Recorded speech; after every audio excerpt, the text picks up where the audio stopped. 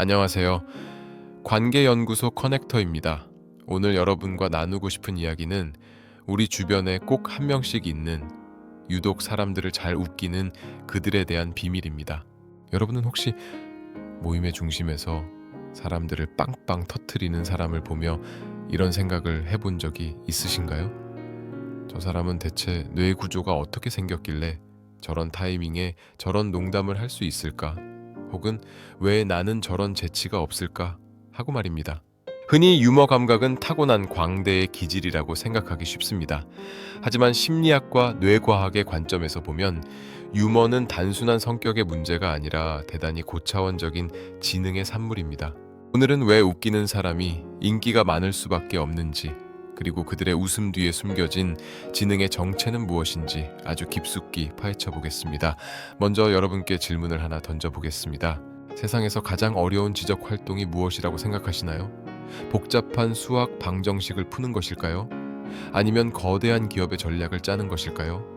놀랍게도 심리학자들은 적절한 타이밍에 타인의 허를 찌르는 농담을 던지는 것을 인간이 할 수 있는 가장 복잡한 인지 활동 중 하나로 꼽습니다. 왜 그럴까요?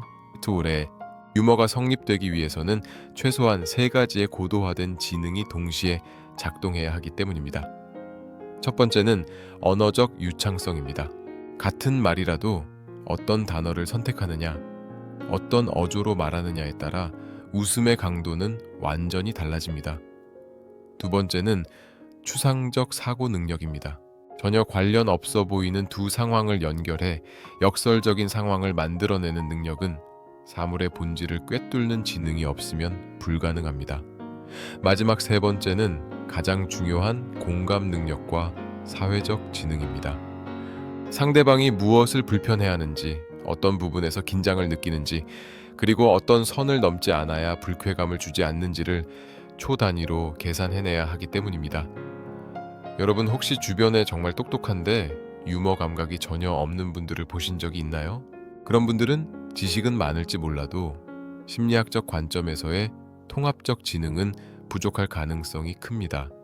반대로 말하면 누군가를 웃길 수 있다는 것은 그 사람이 현재 상황의 모든 변수를 완벽하게 통제하고 있다는 지적인 우월함을 증명하는 행위입니다.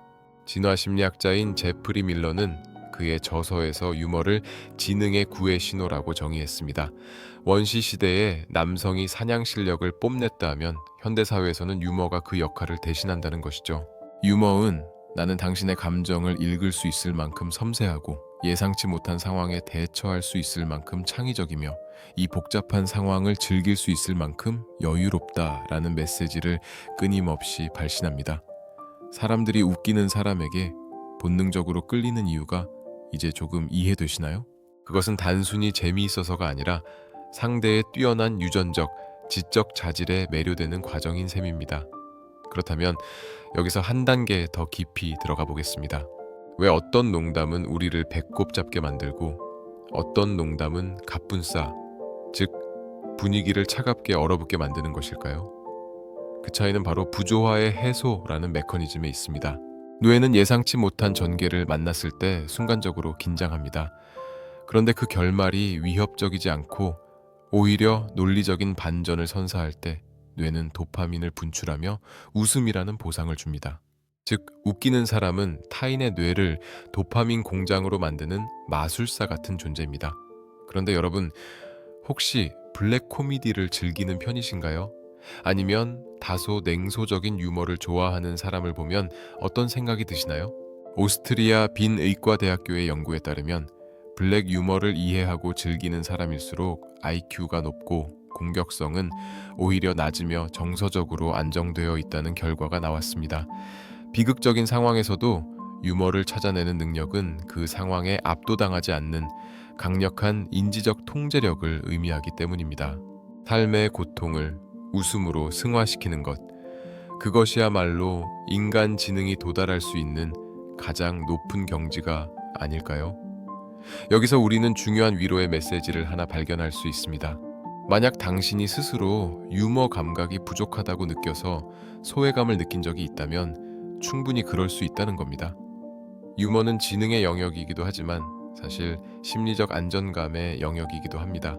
마음이 경직되어 있고 타인의 시선을 과도하게 의식할 때는 아무리 지능이 높은 사람이라도 재치를 발휘하기 어렵습니다. 반대로 말하면 유머러스한 사람들은 자신의 부족함을 드러내는데 주저함이 없는 자존감의 천재들이기도 합니다. 그들은 왜 인기가 많을까요? 단순히 웃겨서가 아닙니다. 그들은 웃음을 통해 타인의 경계심을 무너뜨리고 심리적 안전지대를 만들어내기 때문입니다. 유머는 공격성을 배제한 채로 서열을 재정립하거나 갈등을 해소하는 최고의 도구입니다. 리더십 연구에서도 유머러스한 리더를 둔 팀이 업무 성과와 창의성이 훨씬 높다는 통계가 수없이 많습니다. 웃음은 뇌의 전두엽을 활성화해 유연한 사고를 가능하게 만들기 때문입니다. 이제 주제를 조금 바꿔서 관계의 기술 측면에서 유머를 바라봅시다. 여러분은 대화 중에 침묵이 흐를 때 어떤 기분이 드시나요? 불안하신가요? 웃기는 사람들은 이 침묵을 견디는 힘이 강합니다. 그들은 침묵을 두려워하는 대신 그 침묵을 농담의 재료로 활용합니다. 와, 방금 정적이 흐른 게 마치 제 통장 잔고를 보는 것 같네요.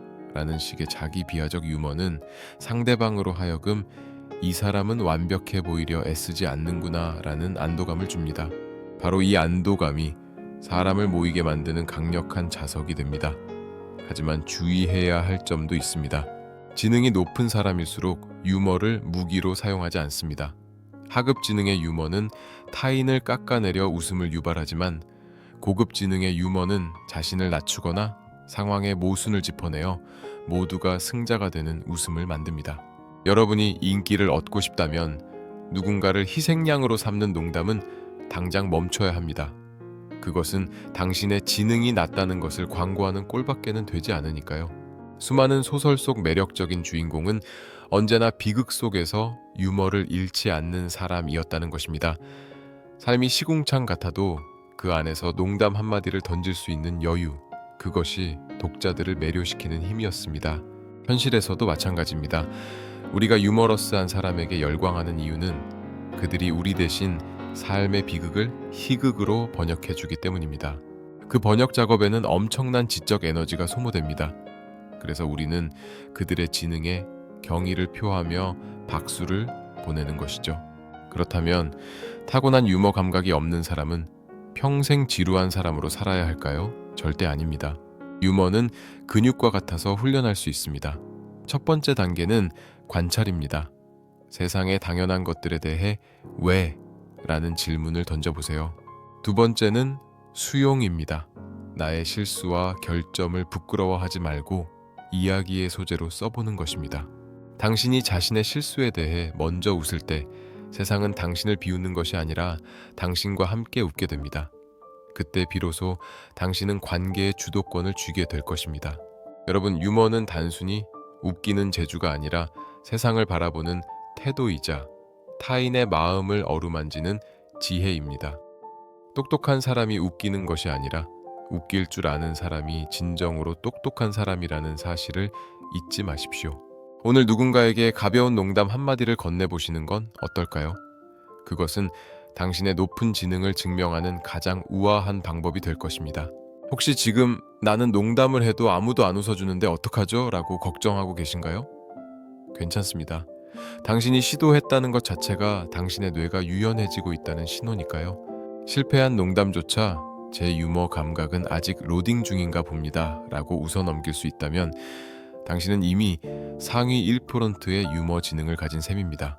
우리는 흔히 지능이라고 하면 시험 점수나 암기력을 떠올리지만 관계의 전장에서는 유머가 최고의 무기이자 방패입니다.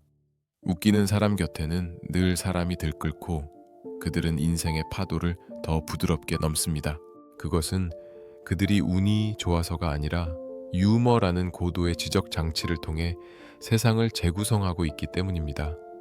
여러분의 삶에도 이런 지적인 즐거움이 가득하게 바랍니다. 완벽해지려 애쓰기보다 조금은 빈틈을 보여주며 함께 웃을 수 있는 여유를 가져보세요. 당신의 지능은 그때 비로소 가장 빛나게 될 것입니다. 이 영상이 도움이 되셨다면 구독과 좋아요, 그리고 알림 설정까지 부탁드립니다. 관계연구소 커넥터는 언제나 여러분의 건강한 관계와 단단한 자존감을 응원합니다. 다음 시간에도 더 깊이 있고 흥미로운 심리학 이야기로 찾아오겠습니다. 감사합니다.